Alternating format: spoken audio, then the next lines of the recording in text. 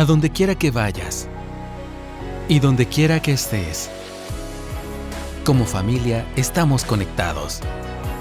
Y hoy, más que ayer, nos conectamos para estudiar juntos la Biblia, como familia de Centro Bíblico El Camino.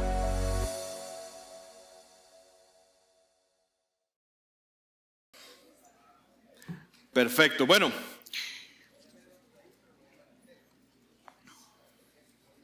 hablábamos acerca de la independencia de nuestro país, de lo bendecidos que somos por el Señor, por contar con libertad, por vivir en este país. Y hace poco, cuando tuvimos las elecciones, hablábamos de cómo se había definido el rumbo de una nación de 17 millones de habitantes para los próximos 4 años. Cuando vine aquí a Guatemala, creo que la cifra no llegaba ni a los 12 y cada vez va creciendo más. Y hasta con orgullo lo decimos, ¿no? Ahora somos 17 millones de personas, porque va creciendo el país, va creciendo la población. Y cuando, por ejemplo, nos comparamos con otros países, importan mucho los números de personas que tenemos en el país. De repente, cuando sacamos las frustraciones futbolísticas, decimos, ¿cómo es posible que Uruguay, un país apenas de tantos millones de habitantes, nos pueda ganar a nosotros que tenemos 14, 15, 16, así van subiendo, ahora tenemos 17 millones de habitantes? O cuando nos comparamos con otros países de América Central con menos población. Y la población importa. Con la población, obviamente, se generan posibilidades de negocios, posibilidades de crecimiento y demás. También nos comparamos tal vez con vecinos más grandes, con más población, tal vez Argentina, México o Brasil, que realmente son demasiados, o Estados Unidos en América. Pero también hay otros indicadores con los cuales nos medimos. Por ejemplo, por riqueza, por el Producto Interno Bruto, que es probablemente el más común en los medidores, por el índice del progreso social, por el ingreso per cápita y demás. Y esos indicadores nos muestran en dónde está situado el país. ¿Qué capacidad tenemos para enfrentar crisis? ¿Qué capacidad tenemos para enfrentar los desafíos del futuro? ¿Y qué oportunidades tenemos en el presente? Pero recordamos que esos indicadores y esos índices se van al traste cuando llegan eventos como el que se desencadenó a inicios del 2020. Una pandemia que arrasó parejo a los ricos y a los pobres, a los numerosos y a los países pequeñitos. Y al parecer esos índices e indicadores poco pudieron hacer contra una peste, contra un virus. Y todo esto se relaciona mucho con el texto que estaremos cubriendo esta mañana. Estaremos hablando del texto en el capítulo 24 del segundo libro de Samuel. En uno de los pasajes también muchas veces omitidos de la vida de David y también de los más perplejos. Y les voy a ser honesto. A mí de niño había veces que en el colegio teníamos nuestra Biblia, porque era un colegio cristiano, y teníamos nuestras materias y nuestros trabajos, y había días que me levantaba con una flojera y no quería estudiar. Y lo que hacía era agarrar la Biblia y me ponía a leer toda la parte, para mí, a mi punto de vista, a la parte divertida de la Biblia. Así lo conocía yo. Entonces me leía desde Jueces o desde Josué hasta Crónicas. Y obviamente cuando pasaban los profesores y me veían leyendo la Biblia decían, bueno, obviamente estará haciendo alguna cuestión relacionada con sus estudios, pero para mí era simplemente las historias de la Biblia, que eran fascinantes. Y cuando yo pasaba por esta historia siempre me parecía muy extraño, porque era lógico entender el castigo fuerte que Dios le había dado a David después de su pecado con Betsabé. Era lógico, un adulterio y un asesinato merecía un fuerte castigo, pero este pasaje siempre me sorprendía, me extrañaba. ¿Por qué? ¿Por qué este castigo por este pecado? Y les voy a invitar a leerlo conmigo. ¿Por qué? ¿Por qué este pecado fue tan grande? Vamos a leer de los versículos 1 al 9. Yo leo de la Nueva Biblia de las Américas. Dice: de nuevo la ira del Señor se encendió contra Israel y provocó a David contra ellos y dijo: ve, haz un censo de Israel y de Judá. Y el rey dijo a Joab, comandante del ejército que estaba con él: recorre todas las tribus de Israel desde Dan hasta Beerseba y haz un censo del pueblo para que yo sepa el número de la gente.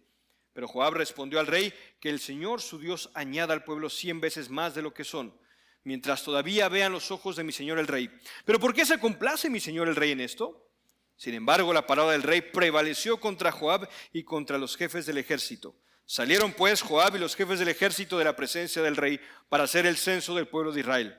Pasaron el Jordán y acamparon en Aroer, a la derecha de la ciudad que está en medio del valle de Gad y en dirección a Jazer. Luego fueron a Galaad y a la tierra de Tahtim Jotzi y fueron a Dan Jaán y doblaron para Sión. Fueron a la fortaleza de Tiro y a todas las ciudades de los heveos y de los cananeos, saliendo finalmente hacia el sur de Judá a Beerseba. Habiendo recorrido todo el país, volvieron a Jerusalén después de 9 meses y 20 días. Joab dijo al rey la cifra del censo del pueblo. Había en Israel 800,000 hombres valientes que sacaban espada, y los de Judá eran 500,000 hombres. Hay partes en este texto que extrañan un poquito. Para empezar, dice: la ira del Señor se encendió contra Israel y provocó a David contra ellos. ¿Quién inició el censo, Dios o David? Esto parecería contradecir lo que nosotros leemos en Santiago 1:13. Que nadie diga que es tentado, cuando es tentado soy tentado por Dios, porque Dios no puede ser tentado por el mal y Él mismo no tienta a nadie. Pues parecería entonces que se contradice o que Dios inició esa tentación contra el pueblo. Pero si leemos cuidadosamente el texto paralelo a este relato que encontramos en Primero de Crónicas, capítulo 21, vamos a leer esos dos, o si gustan tener los dos textos a la mano. Primero de Crónicas 21, dice el versículo 1: Satanás se levantó contra Israel y provocó a David a hacer un censo de Israel. O sea, verdaderamente quien mueve, quien impulsa y quien motiva al rey David no es Dios, es Satanás. Lo único que hizo Dios fue quitar su gracia previniente para que el pecado surgiera. Y obviamente, como Dios es el principio y el fin de todo, por ende el autor de Segundo de Samuel lo identifica. Pero Dios no lo tentó, simplemente permitió que David entrara en esa tentación. Pero me llama la atención, ¿no? Dios en cierta manera quita esa gracia previniente. Y hablando de nuestro país, ¿cuántas veces no somos conscientes de que hay una gracia que impide que el pecado se expanda más? Muchas veces no somos conscientes de que ese pecado podría llegar a consecuencias nefastas, pero Dios en su gracia permite que el pecado no se expanda. Otra cosa que notamos en este texto es que dice: se encendió la ira del Señor contra ¿quién? ¿Contra David? El texto dice que se encendió contra Israel. ¿Y por qué se encendió la ira de Dios contra Israel? ¿A quién iba dirigida la ira de Dios? Gregorio el Grande mencionaba en las morales del libro de Job que el carácter de los reyes generalmente se corresponde a los méritos de sus súbditos. Pareciese que había una época de grande bonanza, de tranquilidad. No sabemos, algunos dicen que esto fue 1 año y medio después de lo que ocurrió con los gabaonitas. Cierto año después de eso, había bonanza, había tranquilidad, y el pueblo tenía cierta tranquilidad, bonanza que les hacía sentirse seguros en sí mismos. Recordemos que muchas veces el rey incita al pueblo a hacer el mal, pero muchas otras veces el comportamiento del rey es un reflejo del comportamiento del pueblo. Y eso es especialmente cierto en nuestros países. Nos quejamos tanto de la corrupción, pero no nos damos cuenta de que esa corrupción es un reflejo de nuestras acciones como sociedad, porque también cuando se nos presenta la oportunidad de tener y llevar a cabo actos corruptos, lo hacemos. En muchos casos estos reyes son solo el reflejo de lo que pasa en el pueblo. Pues bien, se enciende la ira del Señor y el rey David se le ocurre hacer el censo.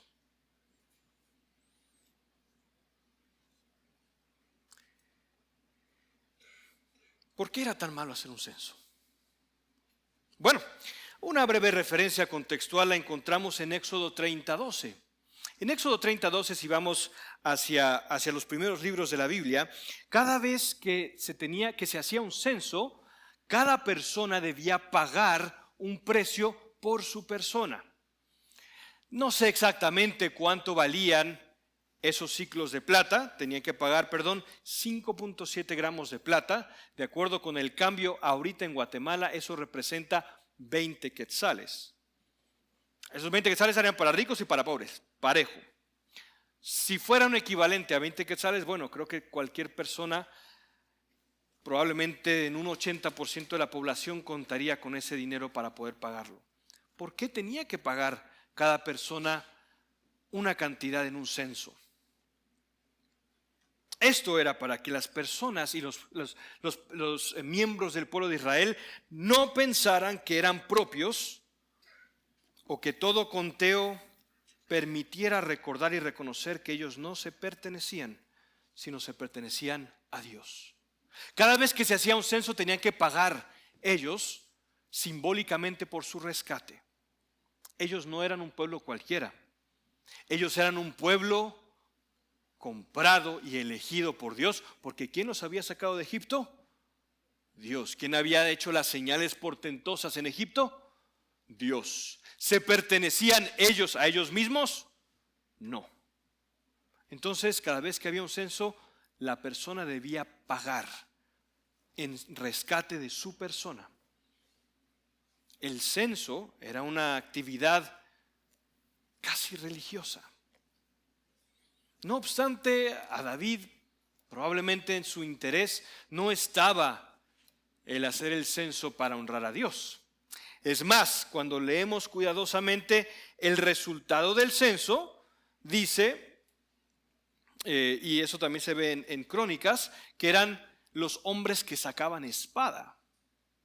¿Y por qué le interesaría a los hombres que sacaban espada? Bueno, para saber cuántas personas podía contar él en caso de una eventual guerra. Eso le daba seguridad. Un censo le iba a dar seguridad. Y los reyes tenían que ser muy cuidadosos. En Deuteronomio 17:17 se les decía que ellos no podían ser reyes interesados en ganar plata o oro. Porque no eran reyes semejantes o similares a los reyes de otras naciones que se enriquecían. Estos reyes no eran iguales a los otros reyes.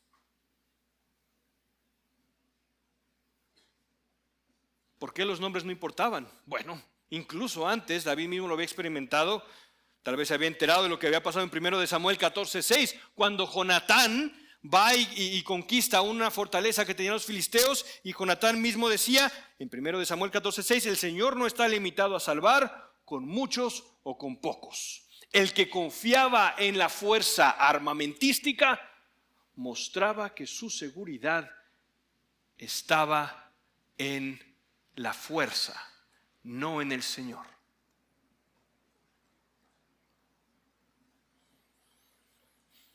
Al llevar a cabo el censo, David se comportó como un rey de la región, no como el rey de Israel. Como rey de Israel, él no era rey, él era un virrey. El verdadero rey era Dios. Y él, al contar los hombres, quería determinar cuál era su fuerza.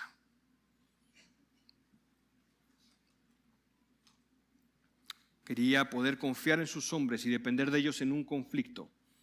En caso de que el enemigo llegara, sabía con quién podía confiar y con quién no. Y yo pregunto ahora, ¿cuál es tu censo? ¿Cuál es mi censo?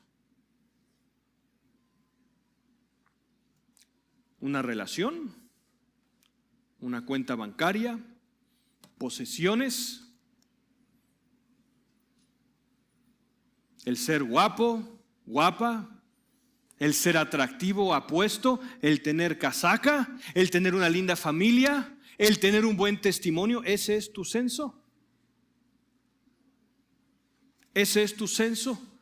Eso es aquello que te permite tener seguridad, al igual que al rey David. Nuestro censo es todo aquello en donde ponemos nuestra esperanza y nuestra salvación enfrente a nuestro miedo del no ser. A la vez esto nos mueve al orgullo. ¿Saben? Si preguntásemos qué pecado era más grave, el adulterio con Betsabé o el orgullo, todos aquí diríamos que el pecado con Betsabé fue más grave que el orgullo, ¿cierto? ¿Será?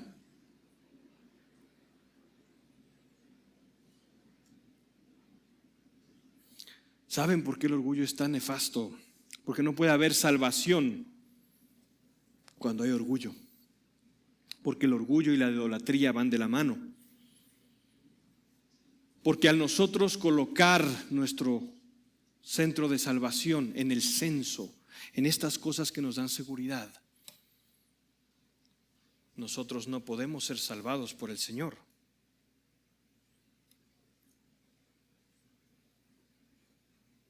¿Cuál es tu censo? ¿En dónde depositas tu esperanza? ¿En dónde depositas tu seguridad en la vida? El rey David en ese momento lo depositó en sus números y en eso mostró su orgullo y soberbia. ¿Por qué el castigo contra David fue tan grande? Bueno, leamos lo que ocurre en el versículo del versículo 10 al 15. Recordando lo que dice Proverbios 16, 18. Antes del quebrantamiento es la soberbia, y antes de la caída, la altivez de espíritu. Dice lo siguiente, desde el versículo 10. Después que David con todo el pueblo le pesó en su corazón, y David dijo al Señor: he pecado en gran manera por lo que he hecho. Pero ahora, oh Señor, te ruego que quites la iniquidad de tu siervo, porque he obrado muy neciamente. Cuando David se levantó por la mañana, la palabra del Señor vino al profeta Gad, vidente de David, diciendo: ve y dile a David, así dice el Señor, te ofrezco 3 cosas, escoge para ti una de ellas para que yo la haga. Así que Gad fue a David y se la hizo saber, diciéndole: ¿quieres que te vengan 7 años de hambre en tu tierra? ¿O que huyas por 3 meses delante de tus enemigos mientras te persiguen? ¿O que haya 3 días de pestilencia en tu tierra? Considera ahora y mira qué respuesta he de dar al que me envió. David respondió a Gad: estoy muy angustiado. Te ruego que nos dejes caer en manos del Señor, porque grandes son sus misericordias, pero no caiga yo en mano de hombres. Y el Señor envió pestilencia sobre Israel desde mañana hasta el tiempo señalado, y desde Dan hasta Beerseba murieron 70,000 hombres del pueblo.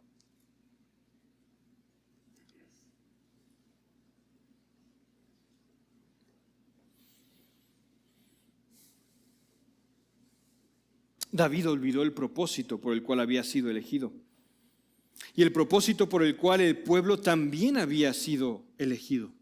Si su pecado con Betsabé había hecho blasfemar a Israel, también el ser un pueblo santo debía llevar a todas las naciones a reconocer que la meta y el propósito de Israel no era fortaleza numérica, fortaleza militar. Su fortaleza y su llamado estaba en ser luz a las naciones, porque lo opuesto, así como las naciones habían blasfemado por el pecado de David y Betsabé, también las naciones alababan a Dios cuando Israel se comportaba correctamente.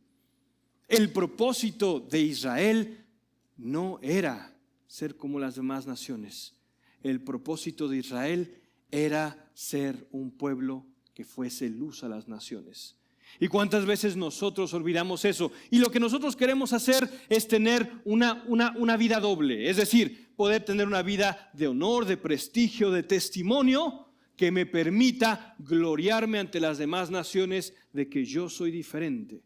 Y eso para Dios es nefasto. Ese orgullo para Dios es nefasto.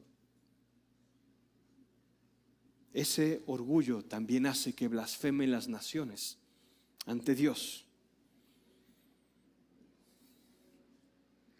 Quisiera leer la definición de soberbia de Alfonso Ropero. Dice: la soberbia, atención a esto, es el amor excesivo de la propia excelencia. Los teólogos la cuentan ordinariamente entre los 7 pecados capitales. En el Antiguo Testamento se dice que la soberbia es odiosa al Señor y a los hombres.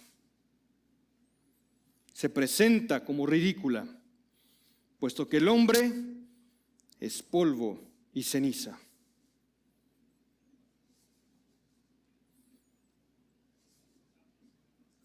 Se manifiesta en la insolencia y la mirada altiva y la ostentación de lujo por parte del rico arrogante. El grado más alto de soberbia es aquel que rechaza toda dependencia y pretende ser igual a Dios. Soberbia y orgullo caminan de la mano y se oponen a la humildad en su deseo y pretensión de superioridad sobre los demás, junto con un rechazo del sometimiento a Dios, es decir, pretensión de autosuficiencia y autoexaltación. Es el pecado por excelencia de los que se alzan con poder y el móvil utilizado por el tentador para inducir al hombre a la desobediencia.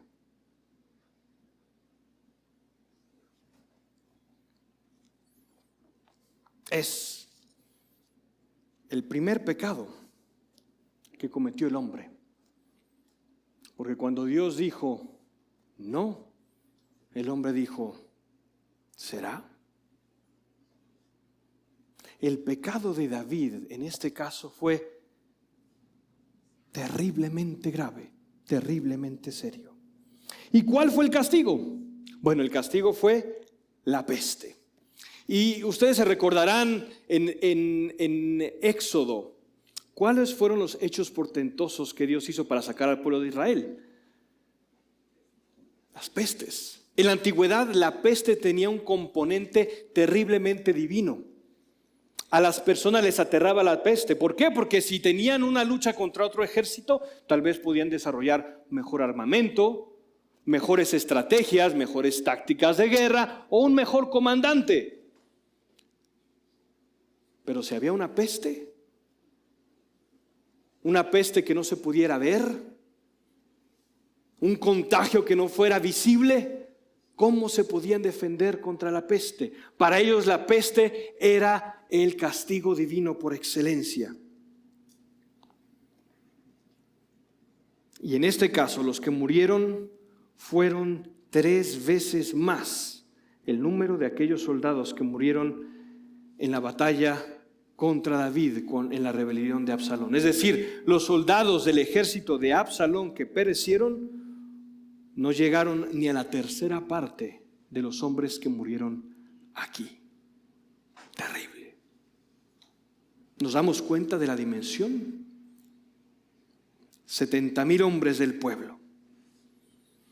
Y hay una explicación, si han notado cuidadosamente la diferencia entre los números que tenemos aquí y los números que tenemos en Primera de Crónicas, vamos a ver ciertas diferencias. Hay una explicación para eso. No nos vamos a detener ahorita. En eso podría explicarse por edad de servicio militar o los que tuvieran experiencia en batalla y demás.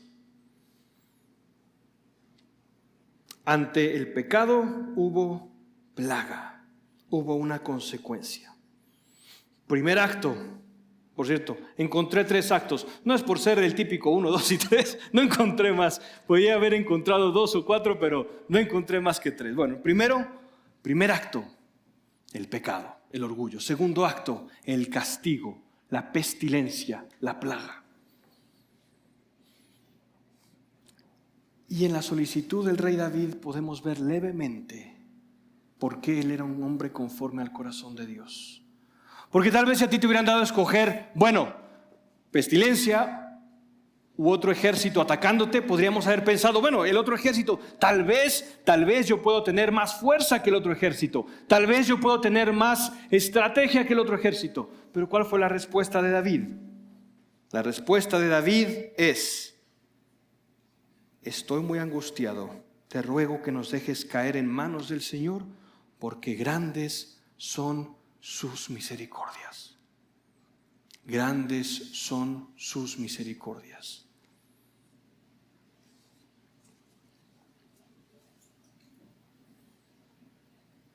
Finalmente, el tercer acto. Leemos el versículo a partir del versículo 16. Dice: cuando el ángel extendió su mano hacia Jerusalén para destruirla, el Señor se arrepintió del mal y dijo al ángel que destruía al pueblo: basta, detén ahora tu mano. Y el ángel del Señor estaba junto a la era de Arauna, el Jebuseo. Entonces David habló al Señor cuando vio al ángel que hería al pueblo y dijo: yo soy el que ha pecado y yo soy el que ha hecho mal. Pero estas ovejas, ¿qué han hecho? Te ruego que tu mano caiga sobre mí y sobre la casa de mi padre.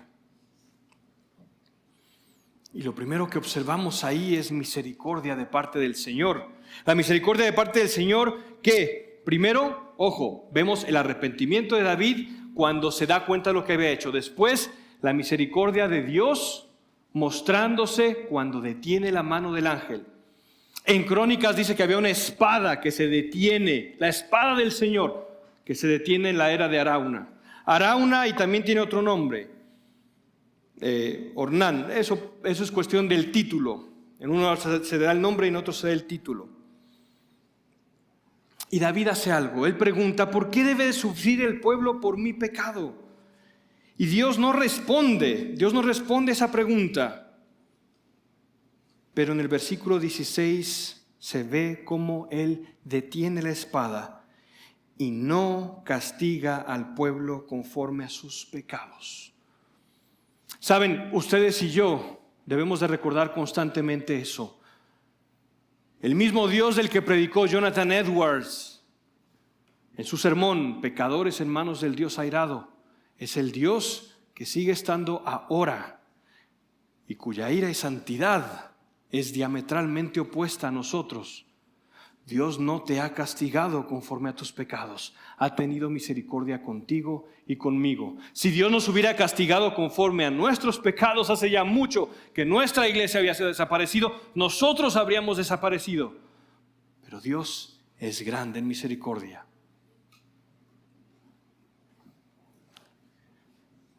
Segundo, observamos en el rey David la respuesta a la misericordia de Dios. ¿Cuál es su respuesta? ¿Cuál es su reacción? Arrepentimiento. El primero dice: yo he pecado en gran manera, yo he pecado. Ahora, si el pueblo de Israel, si Dios estaba enojado contra Israel e incitó a David, el diablo incitó a David, era un pecado de ambos. El pueblo de Israel había tenido soberbia, David había actuado en conformidad a esa soberbia. Dios había estado enojado originalmente contra Israel. Pero ¿qué fue lo que hizo David? ¿Echarle la culpa al pueblo? No. David dice: yo he pecado en gran manera. Yo he pecado en gran manera. Lo opuesto precisamente a lo que vemos en Adán y Eva. ¿Qué fue lo que hizo Adán cuando fue confrontado con su pecado? La mujer. La serpiente. ¿Y qué fue lo que hizo David? Yo he pecado en gran manera. Y el yo he pecado es enfático. En Crónicas dice que David se viste de cilicio. Cilicio es una ropa muy incómoda que denotaba duelo. Y dice: yo he pecado Y es enfático: yo soy el que ha pecado. ¿Cuál era su pecado originalmente? El orgullo. ¿Cuál fue su arrepentimiento? Decir: yo, Señor, yo soy el que he pecado. Y es más: Señor, por favor, elimíname a mí y a mi familia, no al pueblo. Intercede por su pueblo. El arrepentimiento, hermanos y hermanas, el arrepentimiento involucra ver la espada de Dios. Cuando David observó la espada en la era de Arauna, se arrepintió. El arrepentimiento involucra ver la espada de Dios. Lo repito: el juicio justo y la diferencia entre nosotros y Él. Dios no es ningún diosito. Es Yahvé. Es el Creador. Es la espada devoradora que pende sobre nosotros. El verdadero arrepentimiento involucra ver la diferencia entre Dios y nosotros y reconocer que solo somos polvo. No puede haber crecimiento de parte de nosotros, no puede haber santidad de parte de nosotros si no reconocemos que somos polvo, polvo. Y después de observar la misericordia de Dios y arrepentirse, David pasa al tercer paso: restitución y restauración. Al observar que la espada de Dios se había detenido sobre la era de Arauna, leo siguiente. Dice el versículo 18: Gad vino a David y le dijo: sube y edifica un altar ante el Señor. Y David subió conforme a la palabra de Gad. Y Arauna le dice: mira, voy a tener que correr por cuestión de tiempo, pero Arauna le dice: mira, rey, el lugar es tuyo, quédatelo, no hay problema. Y David le dice: no, yo no voy a ofrecerle a Dios sacrificio en un lugar que yo no haya comprado. No le voy a ofrecer un sacrificio que no me cueste.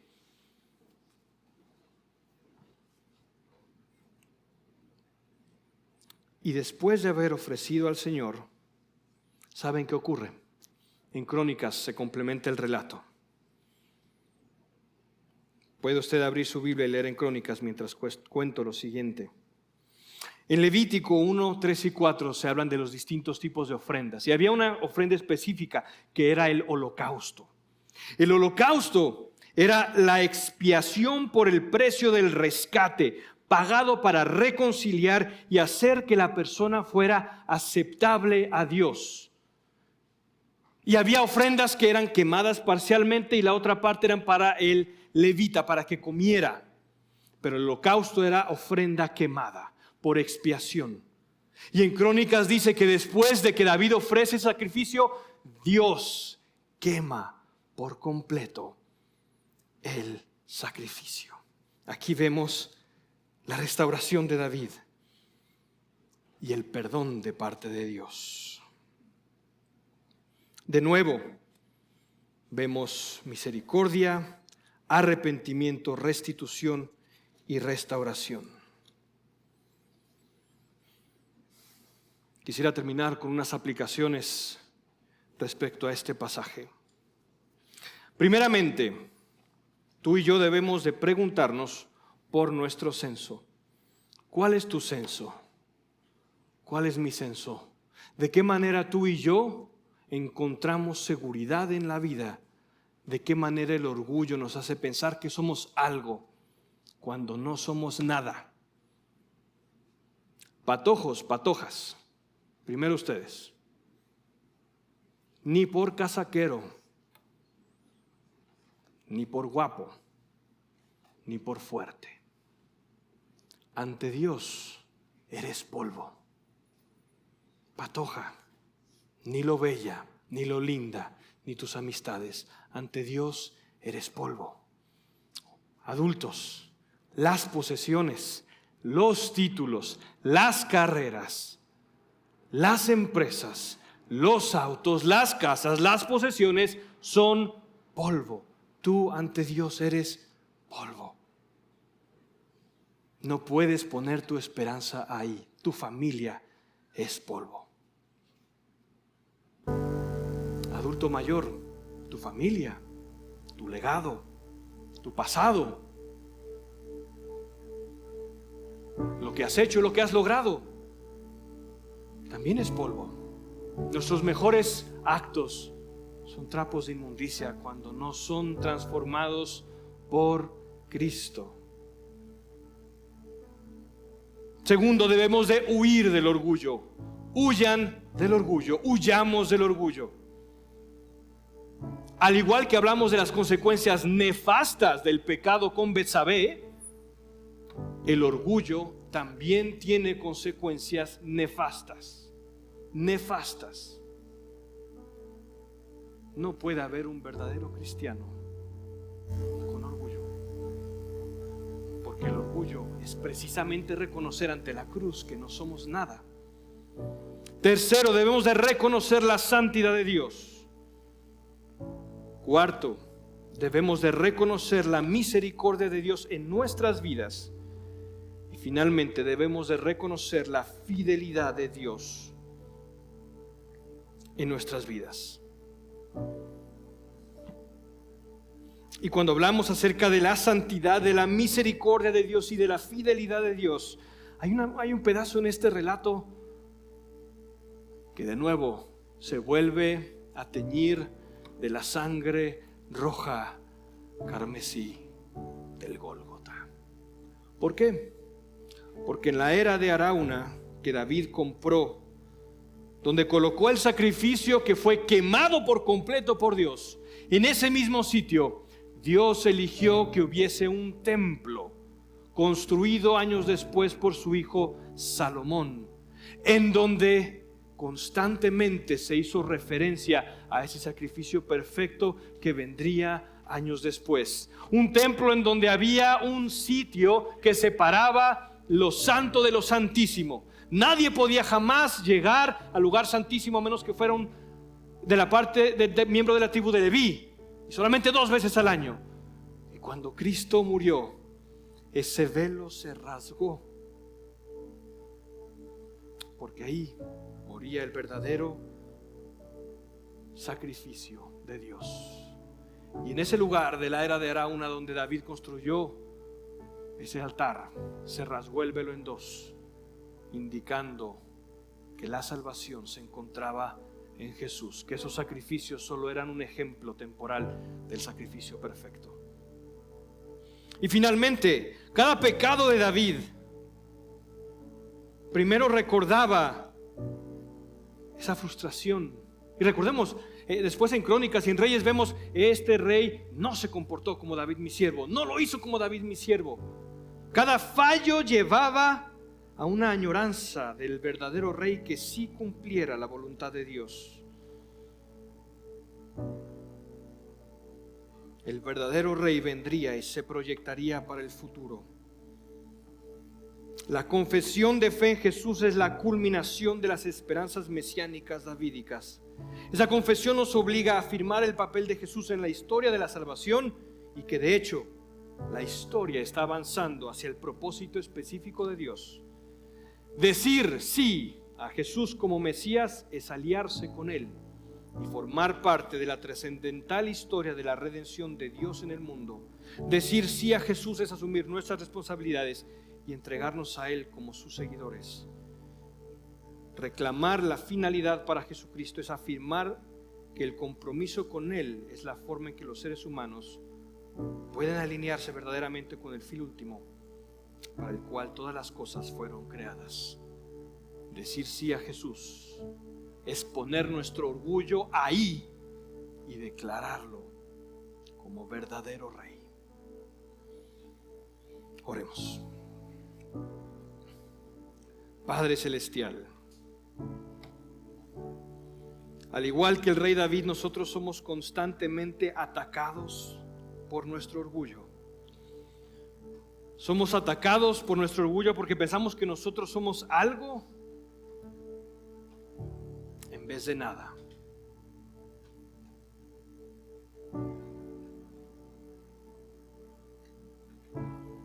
Padre, reconocemos ante la cruz que lo que somos es pecado.